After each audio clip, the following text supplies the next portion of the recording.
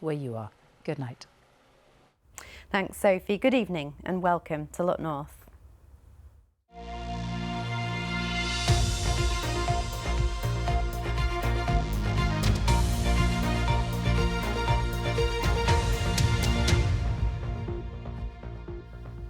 Good evening and thank you for joining us. Councils across our region are planning to make almost £300 million of cuts by March. That's 7% of their total spending. Our political editor James Vincent explains how councils spend our money.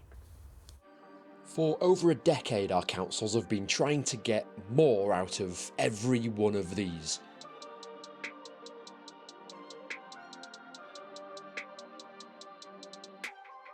They get their money from us through council tax, business rates and grants from the government. Then they've got to decide how to spend it all.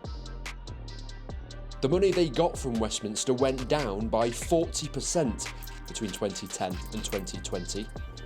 The budgets that they've got to work with have been getting smaller, and the pressures are getting greater.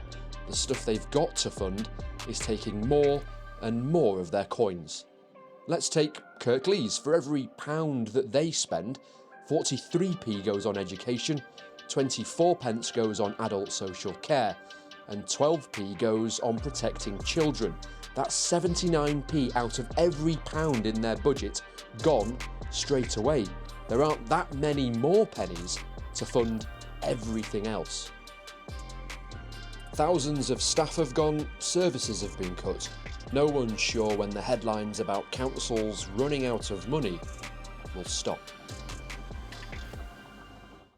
James Vincent there. Well, one way that councils are trying to deal with financial difficulties is to raise money through car parking charges.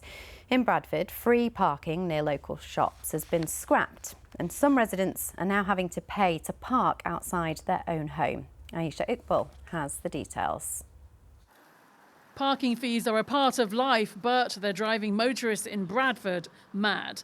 New flat rate parking charges have been introduced in town and village centres across the district, and for these businesses in Idle, it's already proving to be a problem. We have seen almost a 40% decline in customers, not just us in here, but across the whole village. Some people have been closing early because they haven't had anybody in the village. Bookings are down on a lot of the tea rooms and a lot of the coffee places.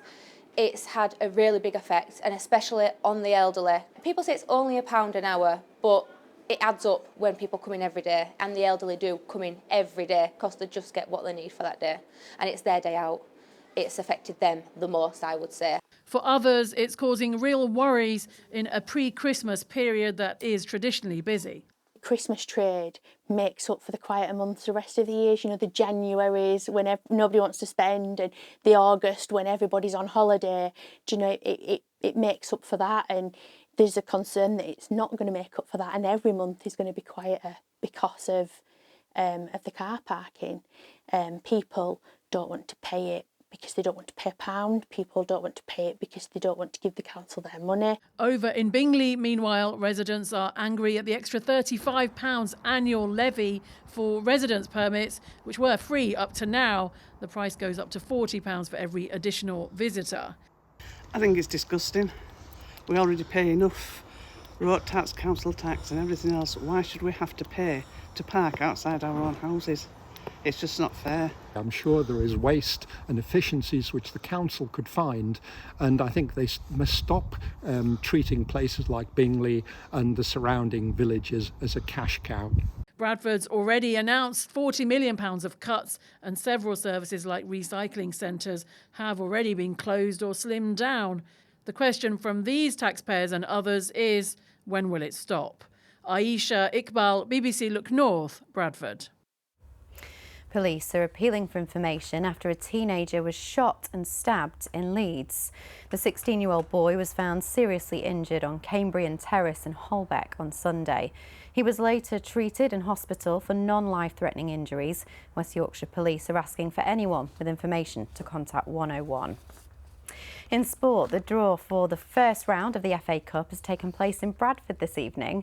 It was held at Valley Parade to celebrate Bradford's upcoming year as City of Culture. Among the standout ties for Yorkshire's clubs are Harrogate Town, who will host Wrexham, owned partly by Ryan Reynolds, the actor. Plus, Huddersfield Town will hope to avoid a cup upset away at non-league Tamworth. You can find out more on the BBC Sport website, and here's reaction from the Guiseley manager to his team's away tie at Stevenage.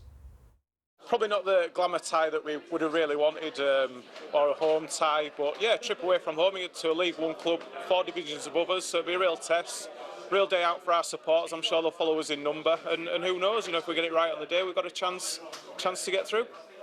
He sounds positive. Can we be positive about the weather, Paul? Not really. It's looking very changeable this week, and quite a bit of rain to come around the middle of the week. Today's weather's been beautiful, hasn't it? But we'll have a lot more cloud, I think, coming up from the south. So quite a cloudy day to come tomorrow, but apart from the odd bit of drizzle, it should be generally dry. And there's the weather system that's going to bring rain through Wednesday into Wednesday night. So we've still got some gaps in the cloud across North Yorkshire in particular. That could lead us into a ground frost. Elsewhere, a lot of cloud moving up from the south, a bit of mistiness in places, perhaps the odd spot of drizzle. And we'll see lowest temperatures down to 1 Celsius in 1 or 2 spots. So ground frost in places. Tomorrow, then a bit of brightness possible, but I think the morning and much of the afternoon will be fairly overcast. Could be the odd spot of drizzle, otherwise generally dry. Bit of brightness coming through the clouds later in the day, but I think generally quite disappointing. Temperatures coming in at around about 14 degrees. Wednesday, some brightness in the east, but rain spreading in from the southwest. However, it does brighten up nicely for Thursday and for Friday. That's the forecast. Thanks, Paul. Very autumnal. That's all from your late team. We'll be back bright and early at 6:25. Have a good night.